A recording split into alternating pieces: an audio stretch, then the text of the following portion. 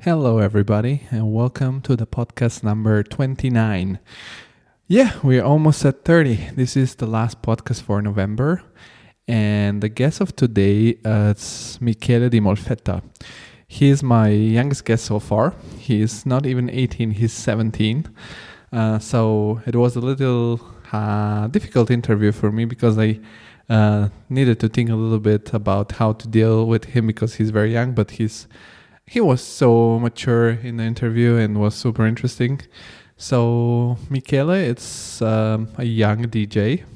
So we have discussed his own way to become a DJ, if it's still popular to be a DJ, and how he approached his process right now when everything is closed. There are no events due to the COVID-19 virus. And yeah, so if you want to know more about the DJ world and mixing songs, which we haven't explored yet in this podcast, this is the place to go.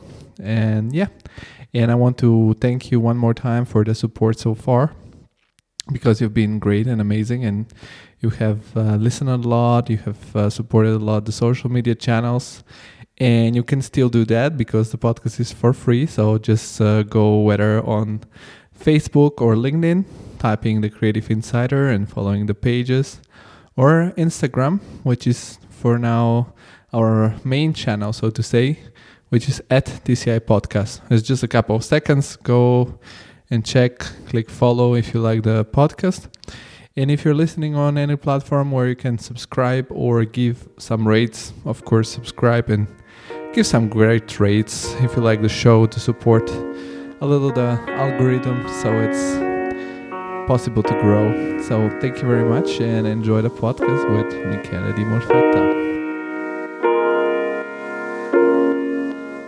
The whole world stops just like that.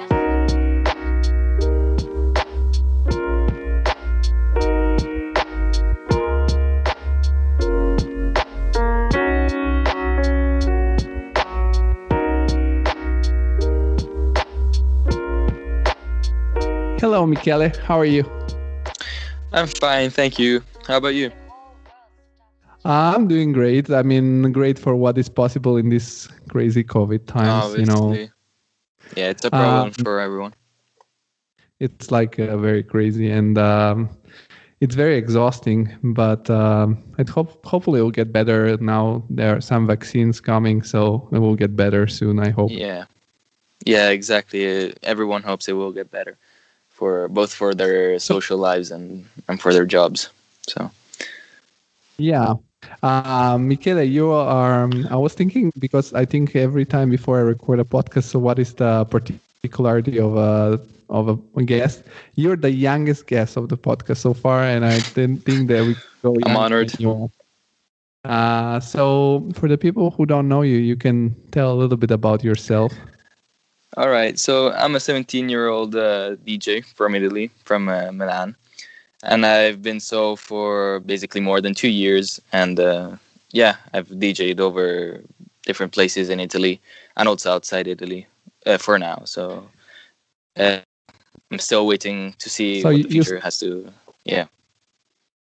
So you started when you were 16? 15. Yeah, 15, yeah. Yeah, I started in the summer while I was having a summer job, one of those jobs that everyone has in their teen years, and I was working in the backstage of the concerts for radio DJ at Riccione, which is a seaside town in Italy for the people who don't know.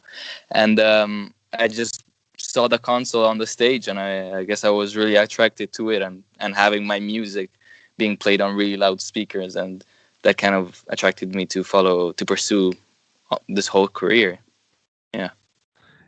Yeah, well, it's very spontaneous how came the opportunity for this podcast, because a lot of my guests comes from social media, and then I wanted. It's called the Creative Insider because I'm an architect, but I want to explore, the different fields of creativity, and I didn't have. I knew at some point I wanted to do something with music, with DJs, but I haven't, I haven't any idea who could be, and the only names I knew were super big names. So I thought, before I manage to get some of those names, I need to work a lot at the podcast. Yeah, let's say scale up. Yeah, scale up, and then it came organically because I saw a picture of you with the Roma. AS Roma like T-shirt, and I was like, "Is he a fan?" And then we started talking, and it's very interesting. Unfortunately, I'm just what Italians call a azzarro, so I don't follow any of those football teams or anything. I just like the style, so fortunately, that attracted you. Azzarro is what you call it in Milan. In Rome, tamarro, burino. let's say. Burino. Okay. Yeah. But I think in different dialects you have different words for that. But I wanted to let's tackle directly the elephant in the room, because for me it was interesting. I mean, it's fascinating that you started so young, and for me it's also fascinating that you were working as a service guy in the DeeJay concerts. But I think DeeJay in your family, it's sort of like a family business, so to say. Yeah, definitely. Art in general, really. On my mother's side, it was more visual art with my grandma, and on my side, obviously, there's my dad, who has been a DJ for basically 30 years, and my uncle, who has been a DJ, since forever, and he still is. So yeah, music has always been has always played a major role in both my life and the one of my whole family. So I've always been included in this kind of field, since I was young. Yeah, and your dad and your uncle, they're like famous radio like people. So I was wondering, is it really like that you got really interested when you experienced live this backstage of these DeeJay events, or before already by seeing what they were doing you were attracted? Because for me it was also interesting, this other side of the whole deal, because I don't know, sometimes we kids try to be different as much as possible from our parents. So I was wondering if you had like a sort of rejection first to this, and then you find sort of your side way to love it, or how was it for you? Yeah, it's kind of a battle I've been always fighting in my head since forever, and I still am, because especially in the confused years of a teenager, it's something you really tend to think about, such as you tend to think about whether you should look like your dad or whether you want to be something else. And I've always thought about being something else because I didn't want to be always the copy of my dad, or kind of also challenge him in some way, because the role of the dad is, I don't want to get too deep into it, but it's kind of he kind of feels like God into my eyes, like every father does into his son's eyes. So it's kind of like I both want to look like him, but I don't want to challenge him in his own field. So it's always been very complicated when thinking about this subject, about whether looking or being something different than my dad. But in the end, I kind of fell into it, I kind of fell into this whole music scene with DJing and everything. So it kind of was a natural process, which I chose instead of him implying it to me. So I kind of basically appreciate now who he is, instead of asking myself whether I should look like him or anything like this, So yeah. Yeah, but I don't think that it's about a matter of looking like him as just because you're doing this with several decades, like a difference in in your age. Of So course. the way music looks like nowadays, it's very different. No, yeah, Uh, it's totally different. and but I imagine it like I always think like, for example, if I don't know, if I were the kid of I don't know, Cristiano Ronaldo was playing soccer, even if I wasn't so, I mean, if I were good but not super good, I would always have like a person that's inside of the best who can give me good advices Yeah, to get better as much as I can, or better quicker, or give you some tips that are, you know, top end. So I think you're yeah, lucky enough to have your family relatives that can help you with that. yeah. My dad being who he is and having an uncle who is who he is has always been kind of both a blessing and a disadvantage, because you know the blessing is, we all know it, he can give me the connections and he can give me his knowledge, but the disadvantage is kind of that the fact that he overshadows me, you know, both in the social life and in a career. So I've always maintained kind of limits to how much help I wanted him to give me. So I I always prepared myself for a life of independence, you know, with this DJ career, you know, because yeah, it can also it doesn't sound like it, but it can be difficult even for the son of Linus, you know. It's things that are Yeah. hard So to understand. Yeah. yeah, just so to mention, because you mentioned your dad is like Linus or Linus in English, so he's a famous Yeah. TV the radio host, and your uncle is his brother Albertino, who's also yeah, it's a famous, and it's the most probably entertaining DJ still on radio in Italy. But another thing I was thinking, a part of this whole topic about your family, I was thinking that now, like, I'm 28 years old, so I'm 10 years older, 11 years older than you. And I have also a brother who's 18. And I was thinking that when I was your age, a lot of my friends were DJs. And I was wondering, in 10 years, now it's more like when I was that age, to us were very, you know, the top of the charts were David Guetta, were Afrojack, were Tiesto, and I was now it's all this trap music. So is it still like, are you feeling like it's not cool anymore to be DJs, or it's different? How it looks like? Because I'm not into it anymore. So I was wondering also this thing, this Of course. stop. No, I totally understand. And unfortunately, in my opinion, it's really not that cool anymore to be a DJ.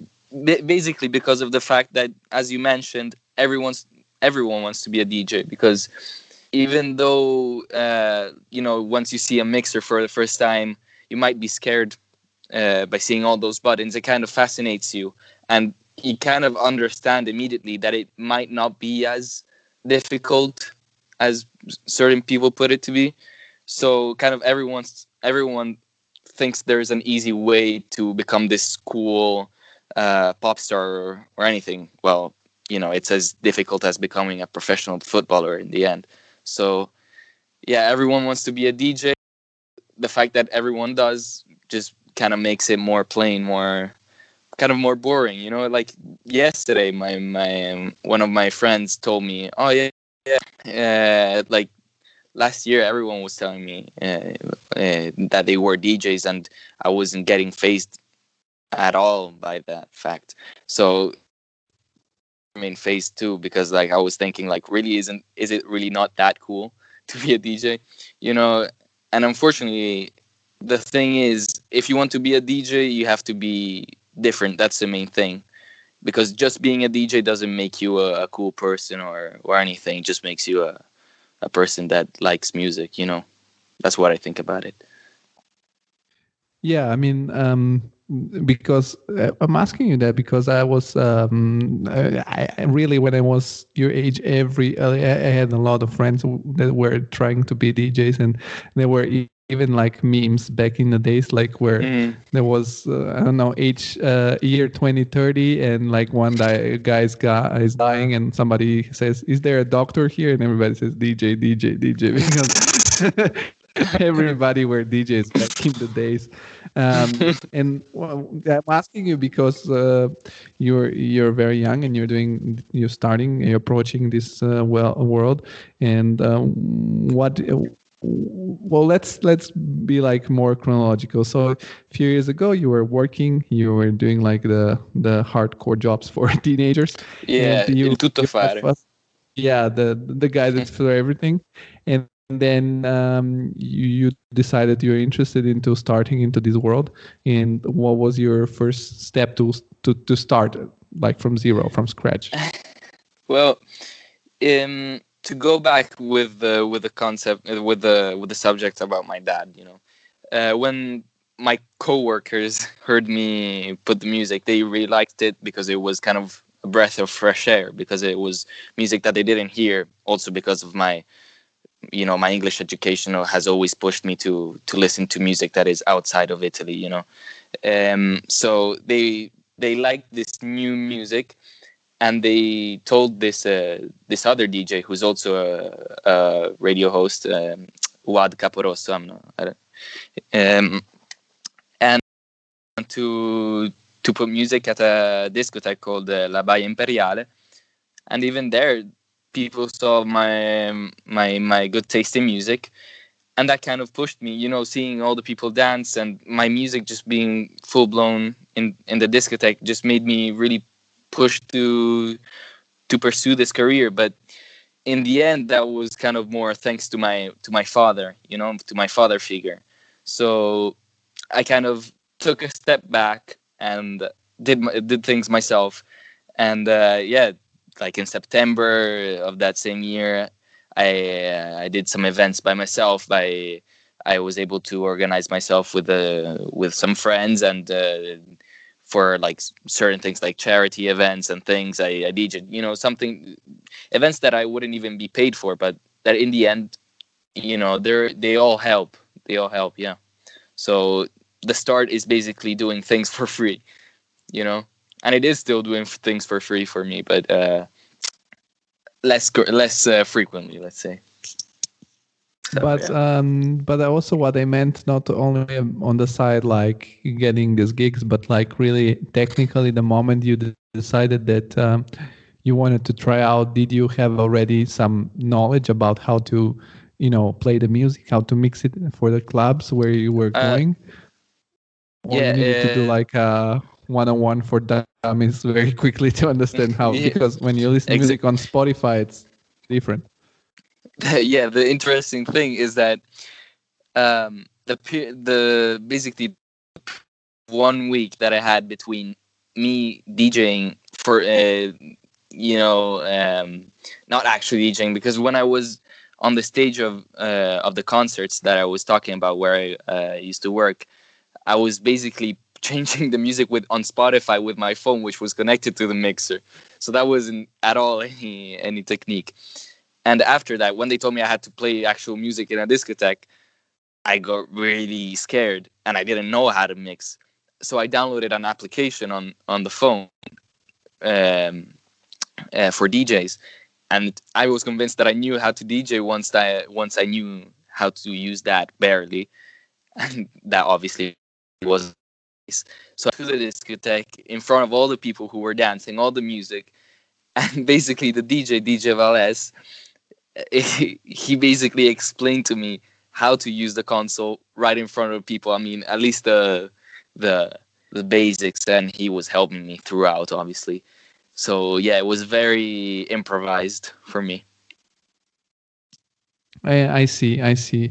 And so you got this very quick introduction technically, and then when you were doing these gigs, was where the whole gear was the whole gear from the clubs, or did you started also gearing up to have your own? I don't know what, for example, what kind of technical gear you think you need to start DJing? Like, for example, if you want to be at home, start trying something, or Hmm. what do you need? Yeah.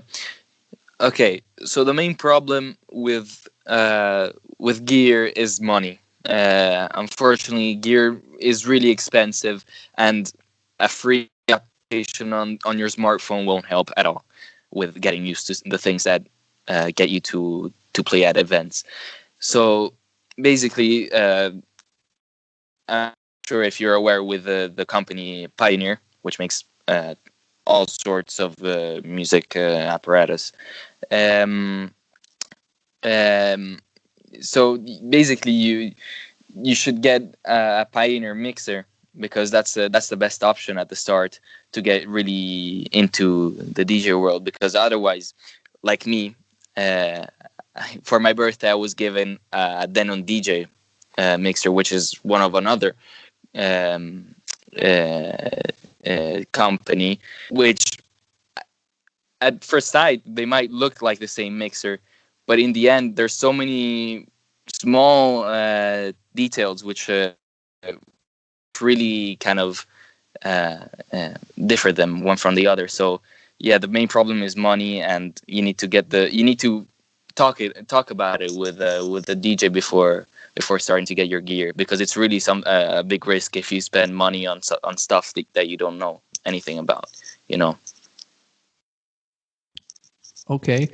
And so you got this mixer for your birthday, but did you ever use it, or you just went to get the real deal?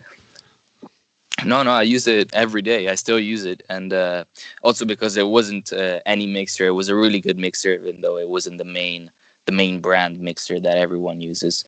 But apart from that, yeah, I used it every day, and I got used to that. And unfortunately, the fact that even though I was good at using that mixer, kind of made me not used to the main brand mixers that are in the discotheque, which led me to do a very embarrassing moment in a discotheque once, which we can get to later. But what I was thinking about is like, just to be more specific, because also like the idea is also to help, like, for example, other listeners that might be interested in, I don't know, trying to be DJs themselves. What is this starting budget for this first mixer, which is okay for a beginner? Okay, so there are mixers that go for 100 euros, so you're not gonna spend less than 100 euros. If you want speakers, that's I'd say another 100 euros. But even the one that is 100 euros is really a small piece of plastic in the end, so you can get used to that. But you know, I'd consider getting one around the 250 euros mark, because that's kind of at least more decent, even though it's really not really. It's more about skill, but at the start I'd get around the 200 euros for the mixers, and 100 for the speakers, let's say. And with this gear, could you do like some small gigs, like, I don't know, do a DJ for a birthday or for something like that? Yeah, of course. It really doesn't take much. You connect it to your computer, and on the computer you see all the data of the music, and it's very simple. The gear that goes for 200 euros. So definitely, I mean, you can put it in your backpack almost. So it doesn't take really much. Yeah, no, I was asking because I was thinking also, like, for example, I mean, currently is obviously also not the best time to try to become a DJ, as events and gatherings are not, of course, allowed. But I was wondering, like, because, for example, I'm passionate about photography, and photography is something like being a DJ. For example, you might love it and do your own mix just for yourself, or as I take pictures for myself, or do like professional photography. And for example, if you buy a camera that's just for yourself, it costs let's say, I don't know, 200-300 euros. And if you buy a camera that it's supposed to make you work, it can be at least 1,000 and more. So like, I'm asking this because if people need to buy something that, for example, they want to do little small gigs to earn money, it doesn't make sense to buy 100, because then you need to buy another one for 250, and then the end price will be 350. So this was in my mind, like, it was interesting, and I don't have any clue about mixers and DJs, so that's why you're on the podcast. So now I'm going to be more educated. You're kind of to introduce. Yeah, because my question might be very, very basic, and I'm really like trying to be to play it also a little dumb, so that it really literally people who don't know anything about it can learn something.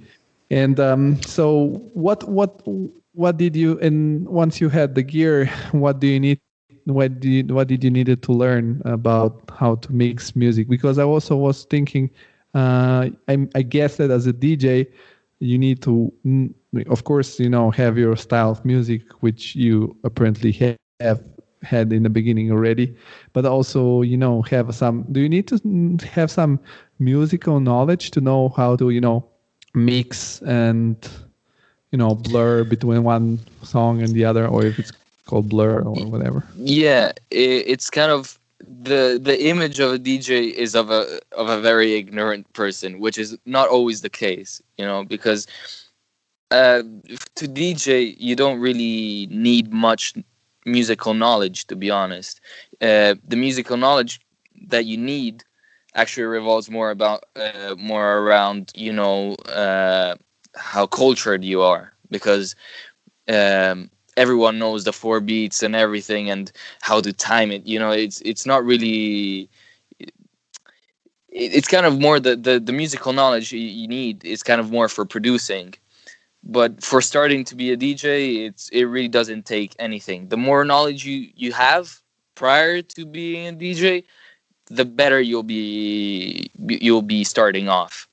So yeah, it's kind of more about you being cultured with music, you being more open-minded with music, because I'd say the most important thing for a DJ is really knowing numerous genres and things like that, being cultured, because otherwise you're gonna be always really closed-minded and not only not ready for events, but also not a good DJ. That's what I believe.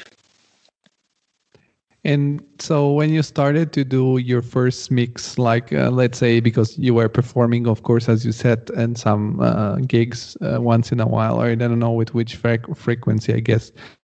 When it was summer, it was more often, and when it wasn't summer, was not that often. But the things that you did at home for yourself to self-teach you also, is it how it works? So you create this mix, and can you execute it just right away when you go on the stage, or you just learn how to perform it and then you perform it on stage, if you know what I mean? Yeah, it kind of, at the start, it's more about almost memorizing how you're gonna do it, and then it kind of becomes, you're so used to using the mixer and so used to hearing those songs, and you have good knowledge of how those songs play and how they work, that in the end you just go to the event, and it's kind of more of an improvisation process instead of having all the whole set memorized. Because at the start, you have that fear of what the people might think, so you're gonna want to memorize everything, every change in song to avoid any mistakes and everything. And that's natural, because I did the same thing. But now I'm in a stage where I don't need that anymore. I'm more improvised when I play, even though I don't play from a long time because of this whole situation. And what is the preparation for your events? You just need to set up your playlist in the order of the songs you want them to be played, and then you start a playlist and you mix along, or how does it work, the process? Yeah, that's in the case of you knowing for certain how the audience is at a place. You're gonna put a certain type of playlist with certain types of songs or genres. Instead, if you go to a place where you're not really certain of how the people are gonna react to certain genres, you're gonna want to put a much wider scale of music, because you kind of need to look at the audience once you're there and understand from the way they move, the dress, the clothes they wear, what music they might like. So it's it's not always a good thing to have only one genre of music prepared, because in some cases you just don't know what the audience might like, even though yeah. Okay, so you prepare, I guess, a couple of options, let's say, or Yeah. depends on how. Yeah, let's see. I mean, it is every time you perform, you like. I try to explain it. So, for example, if you have performed it like 5 times, and you have prepared for like all the events, like two, 3, let's say, playlist. So these playlists, they pile up sort of. So like when you go on your 6th event, you have 18 options, or is it like you keep those 2, 3? Well, obviously, it's not like it could be you could find anyone in front of you, so it's not like you have to have tons of options in your USB. But yeah, it's a better option. It's a better choice if you have more than a few genres. Yeah, that's to put it simply. I think that in a more advanced stage of career of a DJ, when you are like more firm, then you have a certain style. Basically, then you don't have this problem, because the people who are giving you the gig and the event, they know you, and they base the event on you, and not the exactly. opposite. I guess. Yeah. After a certain point in your career, which I have not yet arrived to, unfortunately. It's kind of not you chasing the audience anymore, but the audience chasing you. So it's not a case of you having to understand what the audience has to play, what the audience wants, kind of. You still have to do it, but not as it was once. But, it's kind of more the clubs which fit more your style, which call you. So it's kind of more the people who want to who want to feel your style, who follow you at that stage. And when you started doing these events, I mean, you said you've been also to some clubs, to some, events for charity events. Were people, like some little bit skeptical because of your young age? Like, oh my God, this guy gonna mess up here? Or how did your sort of clients perceived you?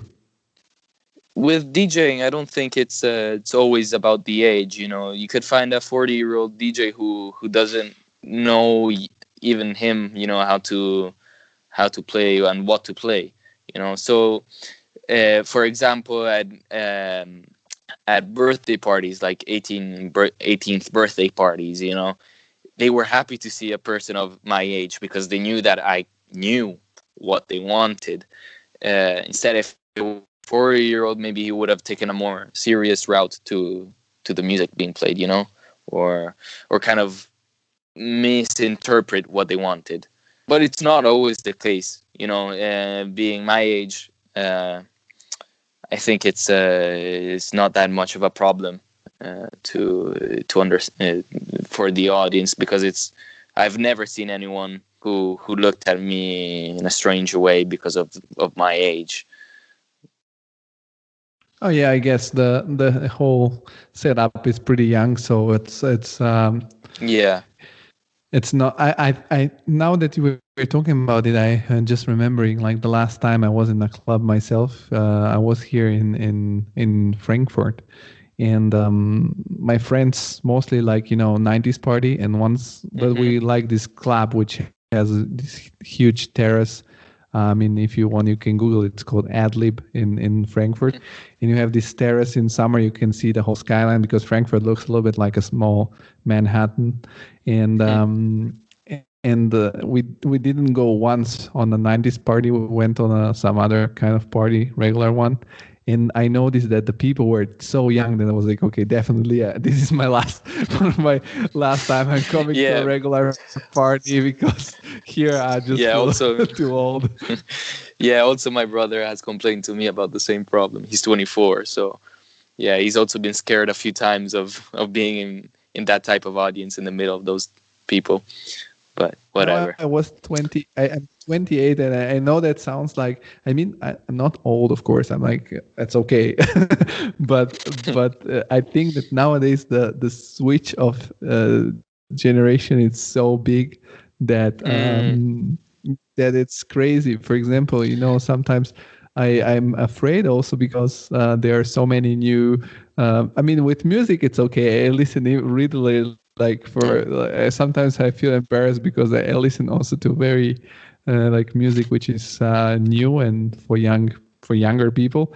But sometimes I think, for example, in that club experience, like the way people were dressing, or yeah, the new, for example, sometimes people use new social media. I'm like, oh no, I cannot do that. It's too different for me.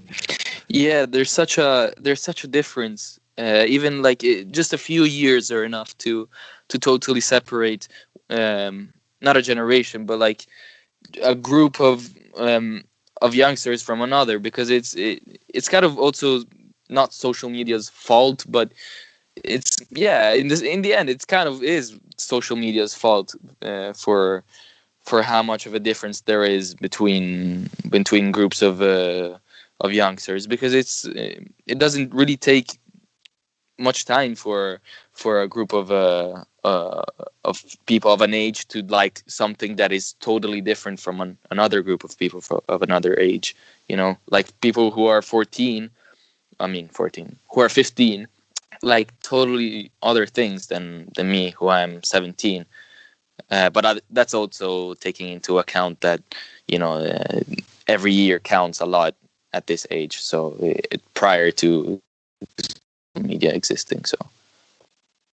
Yeah, but it's not only social media; it's just the culture. Because, for example, I told you I have a younger brother that's like 1 year older than you are, hmm and then he posted something on Instagram like a couple of days ago that about like a meme about Friends, the TV show, and then my girlfriend was like, "Really, you watched that one?"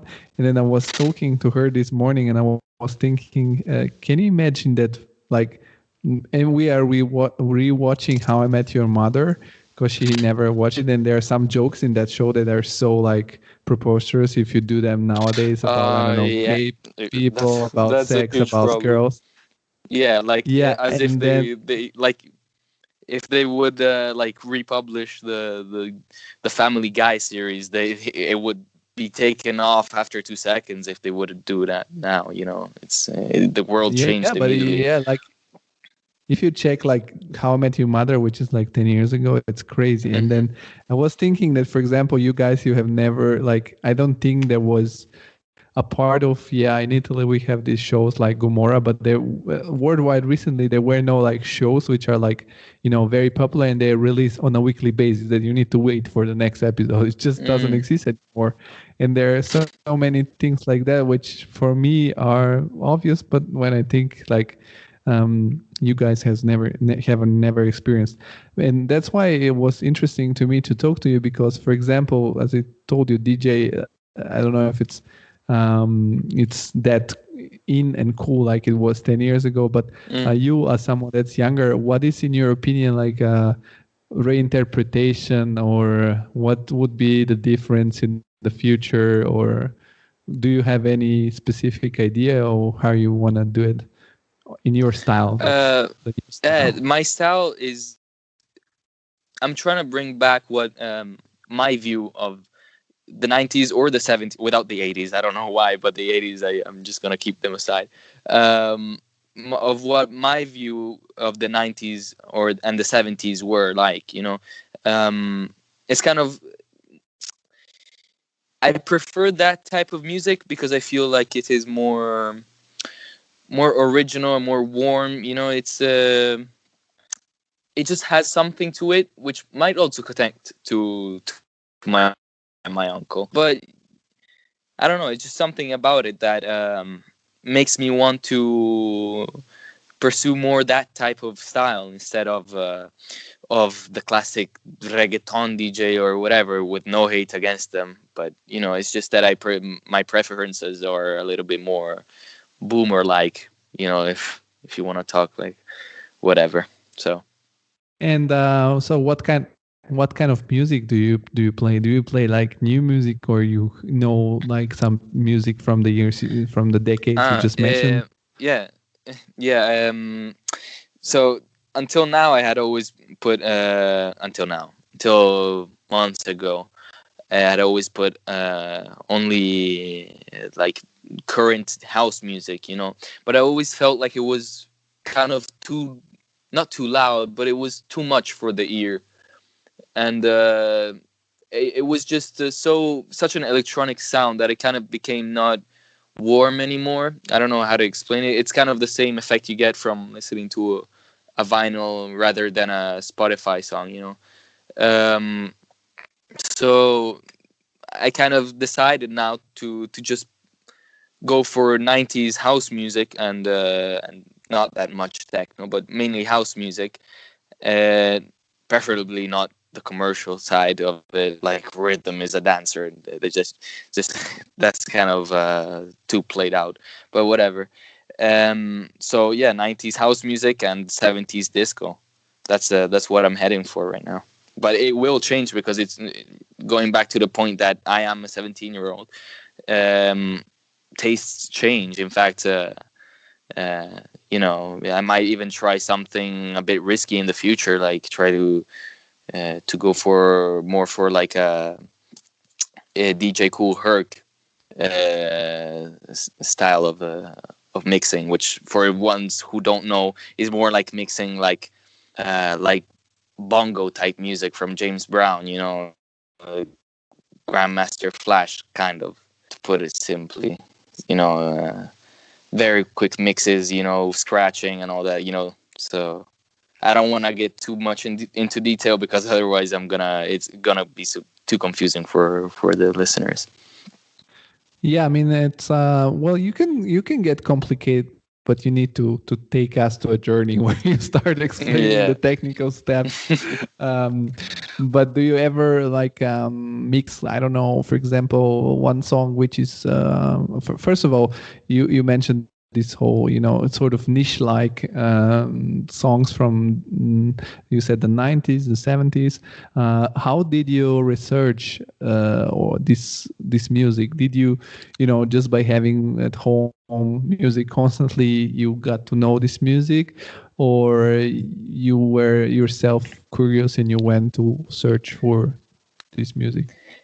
Yeah, one of the blessings of having such a father is having a giant record collection. So I basically told him to every 3 days to dig out something new from it, and me and him we spend good times together, digging out some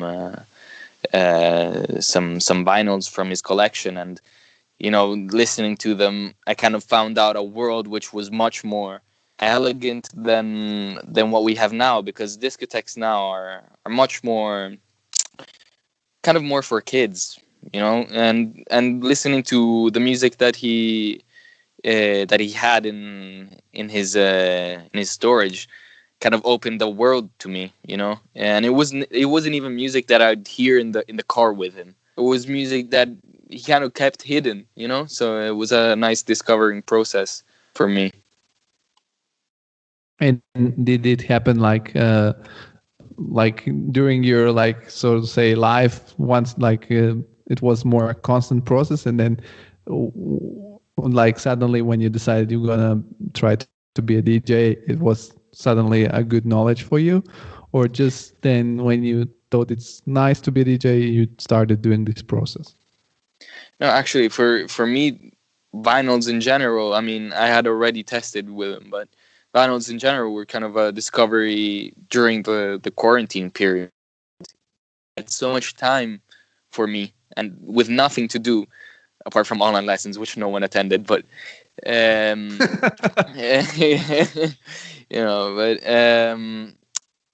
it kind of just became a daily thing almost. to just it was just such a big curiosity to know what was hidden in there, and there's certain vinyls which my father didn't want me to hear. I don't know why. It kind of felt like I don't know. It felt like going against the current for people of my age. Um, so yeah, it was a nice process which made me discover a new style, a new way to be me. And in fact, now it is me because it's incorporated into me, all this music that I've discovered through my father, and consequently that I've kept on digging for through Spotify and various DJ websites.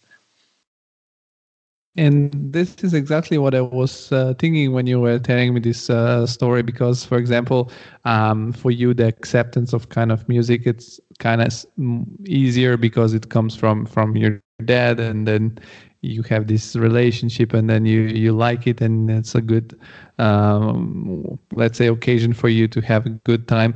But did you ever play this then? So you played this sort of music and playlist and mix. So what you do for your friends? How was their reaction to it? Were they like, "Oh, dude, this is stupid," or they were like, "Oh, this is actually also cool. We like it too." You mean with vinyls? In general, with the music you were mixing, because you said you like to mix also music from the 90s, so in Sure. your own Yeah. way. And then I was thinking, you have friends which are your age or around your age. How do they perceive you mixing this kind of music instead of, I don't know, the Yeah, latest they're not. popular hit? Yeah, they're not very pro, let's say, because it's something that kind of happened out of nowhere. So they weren't used to me listening to that kind of music, and out of nowhere they find this Michele, which went from listening to rap, specifically current rap, to listening to 90s house and 70s disco. So it kind of changed their view about me, but it wasn't, they were supporting, yeah, but it's not like they bullied me about it. It's just that they were kind of weirded out about this. It was strange also because at my age, almost no one has the same taste as me. I'm not trying to act like the special kid, but they were just not used to knowing anyone that listened to this type of music. No, but it's not about I don't know, bragging that you're special. It's just because really, for example, I have experienced this in my life. I've studied architecture, but nobody of my family is architect. So I needed to discover everything myself, do my own errors, go through my own struggles. And if I ever had a kid that wants to become an architect, first of all, I'm gonna tell them not to do it because it's very hard. But also, I would be, I would help them as with my experience. So it's obvious that you have simply for a family factor, not because it's your fault or something, the access to this sort of music that, for example, I wouldn't think about going to listen. But when you were doing these gigs as a DJ in the events, did you play also this kind of music, or then for that you propose something more commercial, more actual, more from nowadays?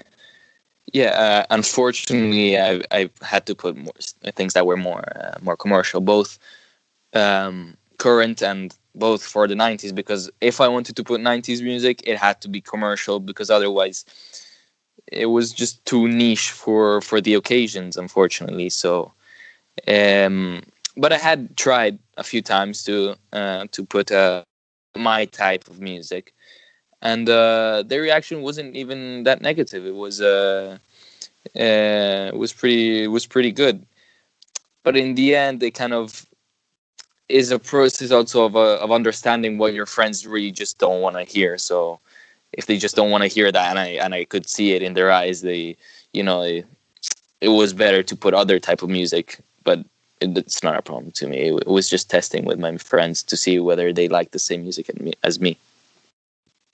And do you think is there any way like to do a mix where you take some of this past music and some of the actual like modern music that's currently being listened Yeah, and to create something new? in the sense of mixing basically vintage music and new music together, like in live, or actually making a Yeah, new yeah, song out so of. that you can sort of push down the throat the music you like to the listeners and actually make them like it because you wrap it in this cool. Ah, yeah. Let's say that making a new song out of an old song for me, like remixing or anything, is always a process which I never really liked. I kind of always like to keep it original. You know, it's also because I've always liked to. I was always more attracted to the history behind the music instead of always just the music itself and how it sounded. So I've always kept it more original. And for me, I'd like to remix certain songs, but it's kind of like it takes away that magic. So I've kind of always chosen to stay away from that. So if I produce a song, I do it with without touching the vintage, because it kind of ruins that magic for me, and that's just personal, obviously. And you said you've done some events, and I was wondering, did you in the end do some events which were also paid, or you always did like a sort of pro bono to learn? No. I did get paid, and it was actually big money for a 17-year-old. For a 17-year-old specifically. Um, but it's not always like I want to get paid. It's sometimes it's kind of more. The concentration goes more on just having fun instead of just the end result of money. It's.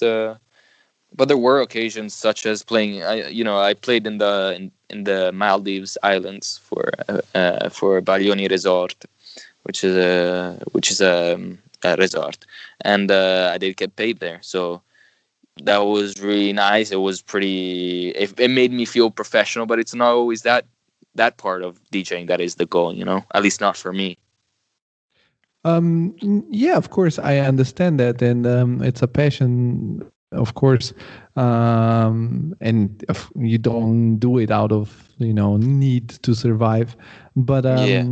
the idea also behind this podcast is also to for example, you're very young, and I mean, when I was your age, I was thinking very similar to you because I was, for example, also already studying in a school of arts, and yeah, thinking that I would do anything to learn. But I think it's like you do it for your passion, and that's cool. And then you spend time, and then you learn a skill that nobody, not nobody, but not everybody can do. And then you do these events where people are actually taking money for the events because there are people attending. And so for me it's good that you get paid just because Hmm. for the principle, because I grew up in Italy, although I have a background from Bulgaria, and now I'm in Germany.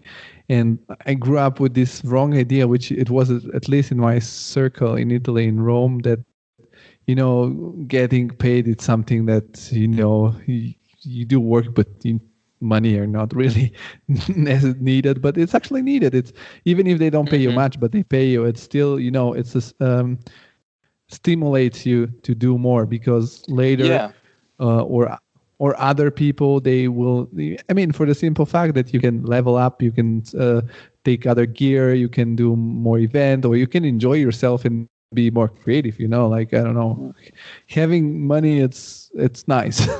no matter Yeah. no Of matter course. Of how. course.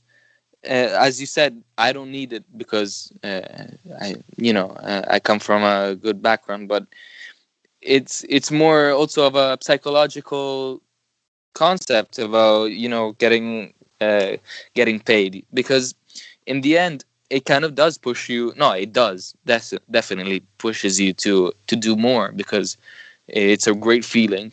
and it's really dopamine in the end. So I understand. it I pushes you understand totally. to go forward, and also not demanding money, but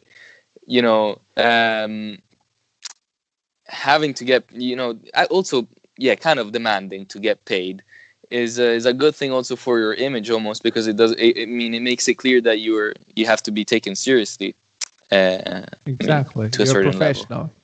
Yeah, Professional. exactly. It's no. I mean, this is not. I'm not criticizing you here, and of course, I'm just saying it as a general idea of mine or principle of mine. Because when I came here in Germany 5 years ago, and I was 23, and I came here. When you go into university, you have this Erasmus program. I don't know if you have already heard about it, where you can go for an exchange year abroad, and you learn your own classes in another country, in another university, with another system.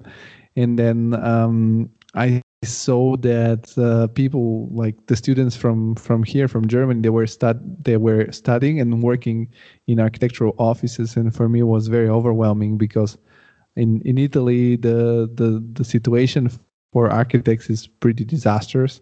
So for me it was like, oh my god, these guys must be super smart and super good, because I wouldn't even imagine to work in an office. And then I realized they weren't that good, and I look for a job, and I found one, and I was getting paid to do stuff that I was doing at the university for free. So I was thinking, oh my god, I'm getting paid for this, which I actually would That do must for be a great free. feeling.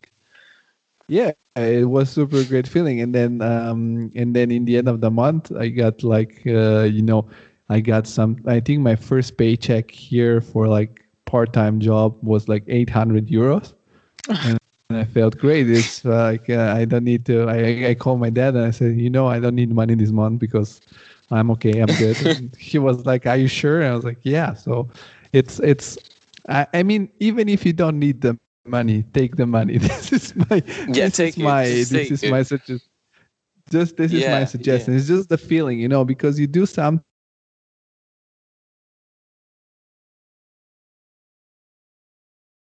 the creative people in every field. Because I mean, you have listened some podcasts, but I've had people that do for example, visualizations, animations, architecture, and they all very passionate about it, and it looks to other people like a hobby. It looks, you're sketching something or you're just Yeah. messing around, but it's a job, because other people pay to the club where you're mixing to get into the club. So don't be afraid to get. This is my personal Yeah. advice for you. Uh, And I'll take it. and I was wondering. I always ask this to my guests, and it's very open question. And I ask for a range. When you do these gigs, like, what is the range of money that you can get paid, and make it a range, because I don't want to No make problem. counting your money. Well, for now, it has been for me around 200 to 300, 350 maximum euros, which is amazing for a 17-year-old. Especially if you do more, numerous. If you play on numerous occasions, and it just really increases your self-esteem, because even if there might be someone who's better than you, in the end, you got paid. So it kind of blocks out all the problems, all the rest of the problems for a moment. So yeah, money isn't just the act of getting paid and being able to buy things. It's more of also of a psychological thing, also for a 17-year-old who might need that self-esteem help. Yeah, but also if you consider that really good money, if you consider in your case you're 17, so whatever you get, you just spend it or whatever you want. You don't have to pay bills. But also, it's for a couple of hours, I guess, or so it's a good deal. Uh, well, I can add to this that it can even be, I mean, 5 hours, even 6 hours. There are people who even play 10 and get still paid this money, which is totally correct, because obviously there are people who worked hours and hours and get not even a tenth of that. But the point is, that you just, that in certain occasions, it's not even you doing it for free. It's almost you paying the event to put you into the schedule, because there are certain discotheques which kind of abuse. This is everybody knows this, so it's not like I'm exposing anyone. They kind of abuse the new DJs, and they make them sell tickets for them to play, at an event for an hour, basically when almost no one is there. And they tried to do it with me on basically 5 occasions, and unluckily for them, COVID came, so the events were canceled anyways. Yeah, I mean, and I guess that it's a tricky strategy, because I think that especially with you, it's might have been for them, very attractive. And I was also myself very concerned before doing the podcast with you, because I don't want it to be like, oh, this is the kid of some famous DJ, and that's the related thing. And I think that these people who are doing this sort of scheme where you need to first pre-sell your tickets and then you can go and play and get paid, for them, you might have looked some very attractive subject as someone that, of course, I mean, if they think you're gonna, I mean, I wouldn't sell my name that easy for such people, but whatever.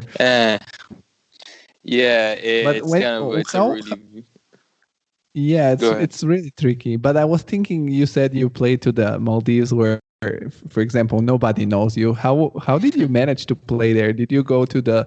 I guess you were in holiday there. And you said like, "Hey guys, I want to play." It was on New Year's Eve, and it was as straightforward as them wanting a DJ and me proposing myself. In fact, they were so equipped that they had even the console that I had, which almost no one has in my house. So it was really straightforward, surprisingly, and I didn't expect it, because before coming there, I didn't have knowledge about any party even being there, So it was a great experience, also because I had actors from even Favino, like, for example, dancing in front of me to my music, and it was, for me, it was really funny and exciting at the same time, and I went to sleep really, really happy, let's say. So, yeah. Yeah, but it's funny. It's cool. And you, where else you have been? And I was wondering, because you're like, of course, now you're 17, still underage, and when you were doing the events, you were at least 17 or 16. How was that working in the clubs? Because, I mean, did they make you play like a little earlier, or you could still attend even if it was late? They made me play earlier, and also because there are restrictions because of the age, but it was never really that much of a problem. It's kind of a thing that they, in some places they don't, or they almost don't care that much, so it's not always that much of a problem. It's it's easy as that, to be honest.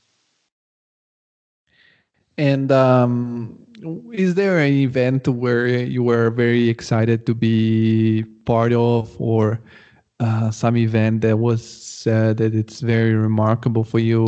There was one. If I remember correctly, it was at Magazzini Generali, which is one which I unfortunately wasn't able to do, and it was I should have played at least. I was organizing myself with an event organizer to play before Shiva, which is a very famous rapper, and one of the most famous rappers currently in Italy. And no, before, I think after, because it makes more sense. And anyways, Magazzini Generali is one of the most important discotheques in Milan. So I was extremely excited for that. And then COVID came and basically wiped that event and another 3 events from my schedule, which would have really led to my start, let's say, into the career, all done by myself. And unfortunately, there are things. Sometimes you are put to the test, and things like the COVID came, and it just kind of ruined the party for me. And but I took it with. I didn't let myself too down, so I kind of used the quarantine just for practice. I practiced every day, and I came back 10 times stronger than what I was before, and I believe I needed the quarantine in fact. So it's not always a bad thing, even as it's like with such an event being cancelled. And what I wanted to ask you is like, do you feel any pressure before playing, like stage pressure or stage panic? Yes, definitely. The thing is, usually the process is like this. The weeks prior to the event, you're told you have to play there. I mean, they want you to play there, so you say yes, and you're very excited. You start doing your sets. You're confident, and then the last 2 days before the set, getting a little anxious, but you're still not into that actual anxiety. And when it gets, let's say, at 6 in the evening, that that you have to play in like 4 or 5 hours, that's when the pressure really kicks in. And there hasn't been any, like, one time that I didn't want to just leave, because it's kind of there's so much pressure that one side of you just says leave, just go away because it's too much. But in the end, you convince yourself that you're just telling yourself nonsense, and you go there and you do it, because after let's say 30 minutes of playing, then you become confident enough, and that's not a problem anymore. So yeah, the anxiety is let's say the hours prior to the set. And how big was the biggest audience you've performed in front? Well, I mean, roughly. I don't need like the exact number. 100 people. Yeah, 100 people. Also because I haven't played in major events yet. As I said, I'm trying to do everything myself. But then, yeah, exactly. You were supposed to, but then I try not to think about it, because if I think about it too much, I'm gonna become like a frustrated person. That's not the way to go. I have to take everything as a blessing instead of just the world being against me. Otherwise, that's putting myself in a bad position mentally. No, but there are way major problems than this one. I mean, yeah. I was thinking that, for example, because I've gone through yourself. Like, I mean, I'm older than you, but I'm still young enough to be very fresh in my, like, remembering your age when I was your age. And many times I've happened to think that, for example, in Italy especially, you can earn way better money by doing some like jobs, like gigs, events like you do, because just it's an industry where really there is a cash flow, because, as I said, people need to pay to get in. So for example, if you work as a barman, for example, in a club, you might get paid more than, I don't know, somebody that's working as an architect in Italy. But now that COVID kicked in, it's those people which were making good money suddenly are in a position which you cannot do anything about it. Really, nothing. You cannot do.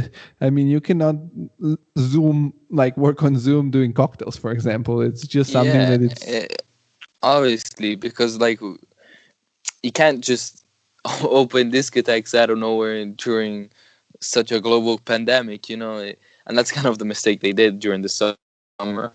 I don't like to say it, but the whole entertainment world. Yeah, how do you do social distancing inside a discotheque or wear a mask? No one's gonna do it because they're all 17-year-olds who just want to have fun. and you can't tell a 17-year-old to not have fun, you know. Yeah, I was thinking about what happened in summer in Italy. Here I don't know, but I think they never reopened the clubs since the first wave of COVID. And then in Italy, this happened. And for example, I was also thinking the whole mechanics in the club, because music is playing loud. So even if you keep social distance, like if you want to talk to someone, the natural process to talk to somebody in a club is just get super closer to their face and Yeah, talk exactly. into You their gotta ear. get into their ear. Yeah, So exactly. So basically, if that's you not have possible. COVID, you give it, take it, whatever. But Hmm. I don't know. I hope that, for sure, I think that in spring we'll be getting towards normal again, because now they have the first vaccines, and then they need to distribute them, which is Hmm. also not so simple. I'm sure you have time to prepare for your next events and Hmm. create some interesting material. Have you ever thought to, promote yourself on the internet, doing some mix, like some live, some social media? Yeah, it's kind of with not being able to play. These last months have been concentrated on uh, on social media, because even though I didn't actually, I put not many sets online, like full sets, because I kind of stayed more on what I'm gonna about to explain. Um, Even though I didn't do them, I like, for example, I created a page on Instagram called Elegance of Music, which illustrates all the best house music from the 90s and maximum 2000s, um, which I really like. So uh, it kind of it was a way to as like a side hobby to attract enough attention. In fact, that page now, even though I don't put much attention on it, it still has 1,200 followers. So, you know, I kind of had side hustles for getting more attention while I couldn't with live events. In fact, I even posted videos on quick videos on Elegance of Music with me playing, scratching specifically, which for the ones who don't know is basically the sound of like quickie quickie. I don't know how to put it, uh, No, I think but that if people don't know what is scratching, they're not supposed to listen to this podcast. yeah, exactly. Well, so yeah, I did that because there wasn't really much more to do. Like, in fact, I even saw many people. All DJs basically became uh, Instagram live DJs out of nowhere, or and things like that, because obviously there wasn't much more to do. It's not like they're getting paid for it, but they still gotta remember people that they're still alive, because otherwise people forget about you and your image. And yeah, it's a hard thing to keep up image while in quarantine and things like that. But you gotta find ways to do it. At least try. Well, I think you're still on the side where you focus on, making people, reminding of yourself. Probably the most successful DJs also, they miss also the whole attention, the whole adrenaline, shot they get by just, being into crowds and people, seeking their presence there. So I think that for performance people such as actors and similar figures, this whole situation is frustrating also, maybe a little bit for their personal ego, because they don't get Yeah. because the most successful, it's very tragic to me for the people who are especially for the people who are in a that was their like livings made out of, but they are Hmm. not in that top level where you can Mm. actually afford So to that stay off stage. exactly. This is the problem. because I mean it's a problem for everyone in the entertainment world who isn't at a level to maintain themselves, even though they don't do anything, and for a long time. And like example for me, if I was a 25-year-old who wouldn't have his parents by his side or anything, or wouldn't have his parents with enough money to support him, I what would I do? Like really. Fortunately, I'm not in that case. Yeah, but that's not that's a good thing. I mean, I always I'm myself. I don't come from a very wealthy background, but I've never been jealous of other people or seeking for money, because if you will find always the solution, and it's not the solution. You need to think about solutions and not think about what you don't have and what other people do. Yeah. Sometimes the road, it kind of comes to you instead of you always having to search for the route. It's not always about you chasing the thing. Sometimes it just happens. The kind of it meeting you. The career or an opportunity. But go on. Sorry that I interrupted you. No. Because the people don't know, we're not seeing each other. We're talking through Skype, but just audio. So it's very hard to understand when somebody's about to stop or keep talking. So that's why sometimes it happens. But I was thinking, you are currently, you told me before in our chit chat before the podcast that you're in Spain for completing your last 2 years of school.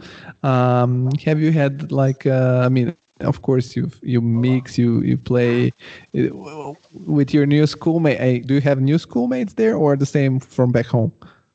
Oh no, they're completely new. And going back to the COVID situation, being a new student, especially me, who have always been in the same school, because I've always been in the same English school in Milan. And so I had always the opportunity to stay with the same people from all my life.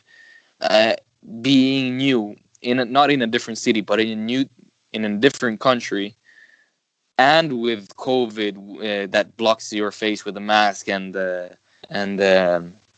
everything, and social distancing, it's been really hard to make connections.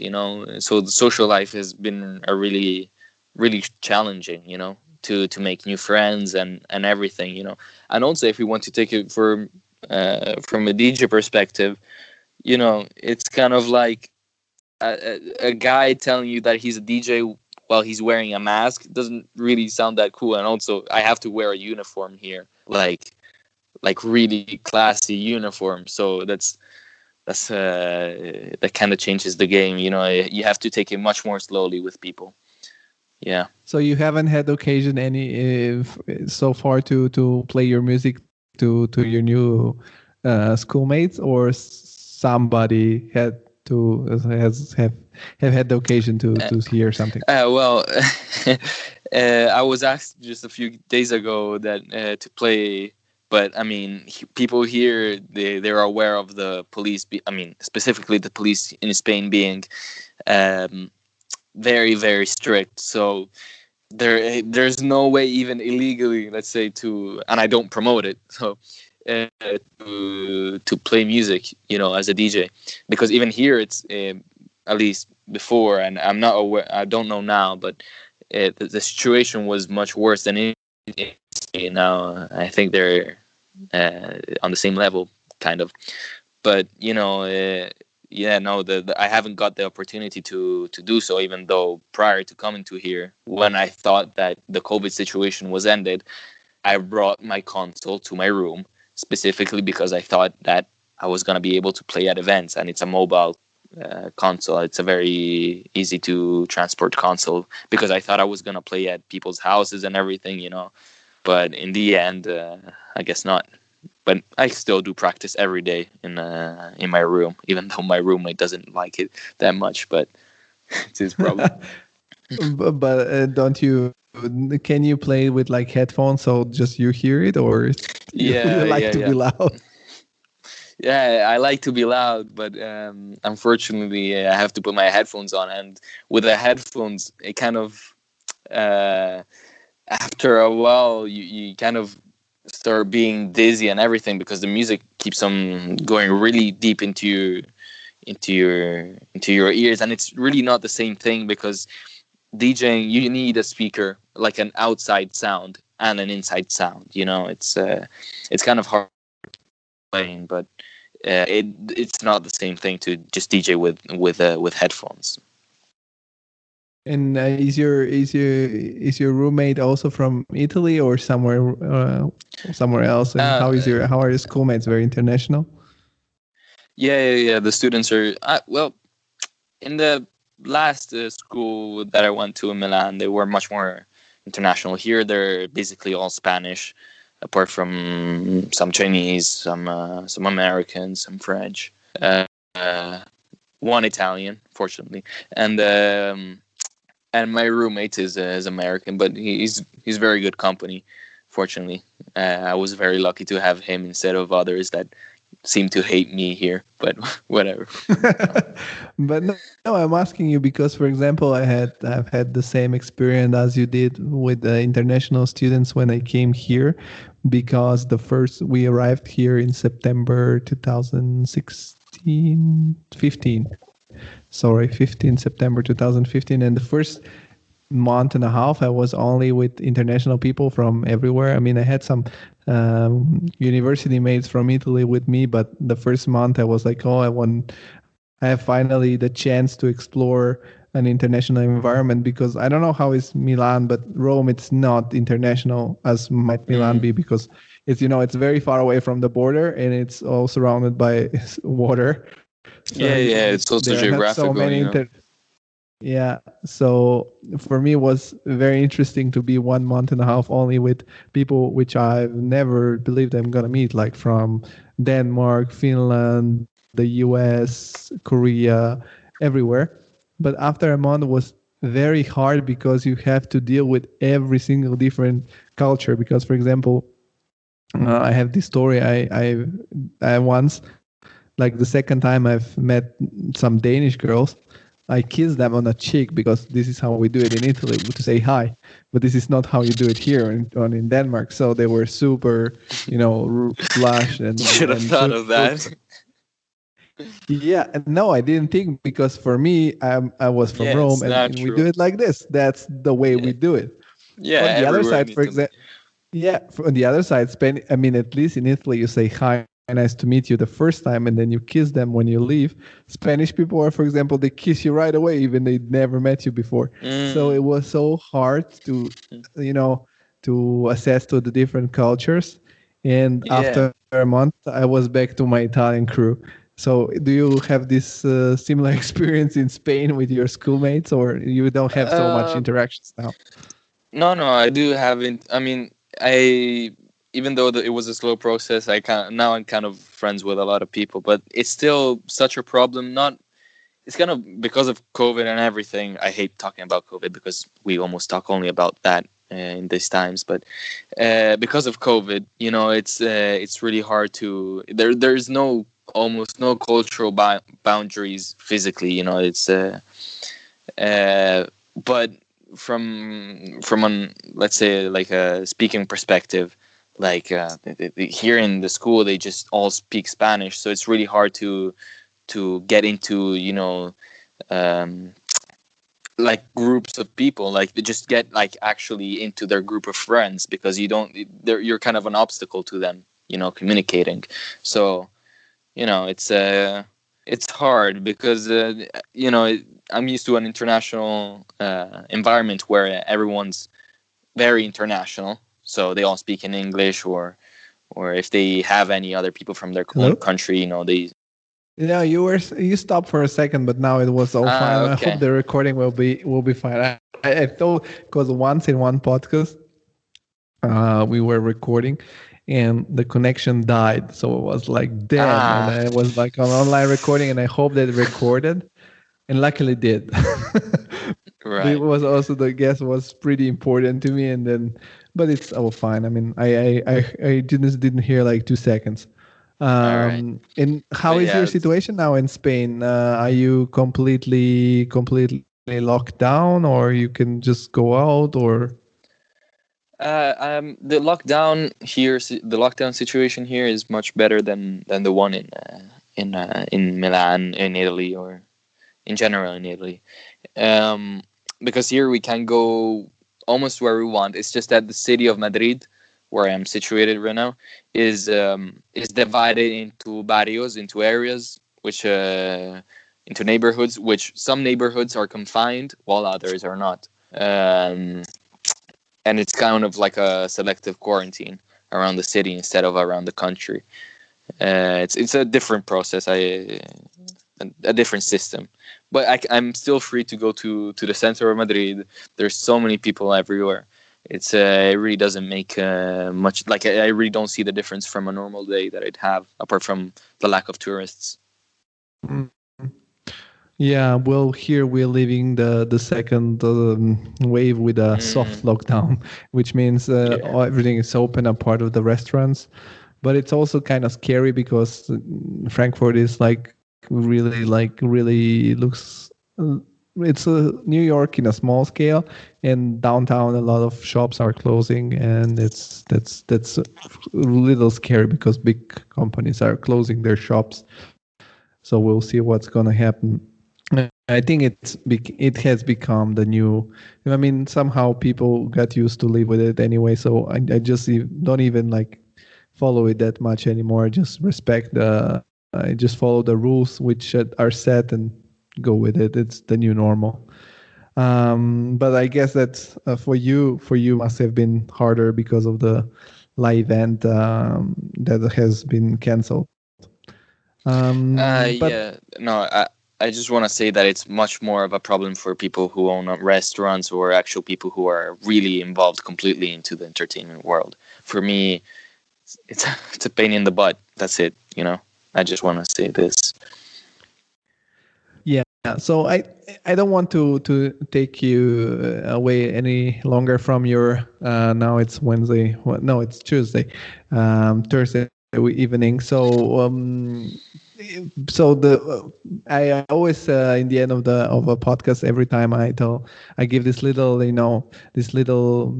stage, which is this podcast for my guests to shout out themselves. So people who has listened to this podcast now are for sure curious to go and listen more of your mixes and production you have done. Of course. So you can shout out where can people find more about you, and of course I'll attach everything in the description of the podcast.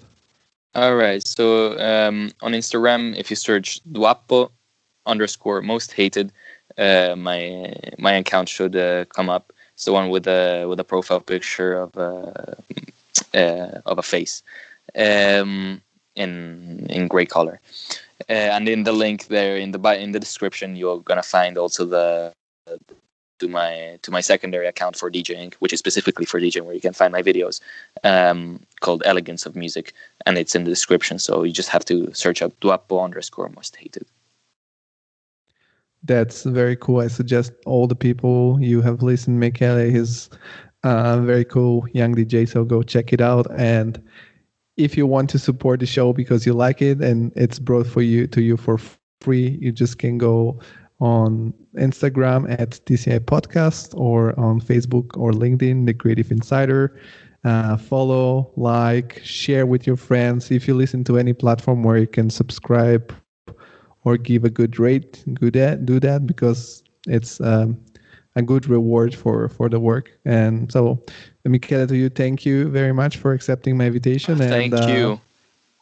Whenever there will be your first event after this pandemic, you can come back and we can shout it out here. Sure. I hope soon. Really thank you for this opportunity. You're very welcome. So have a good evening. Bye-bye. You too.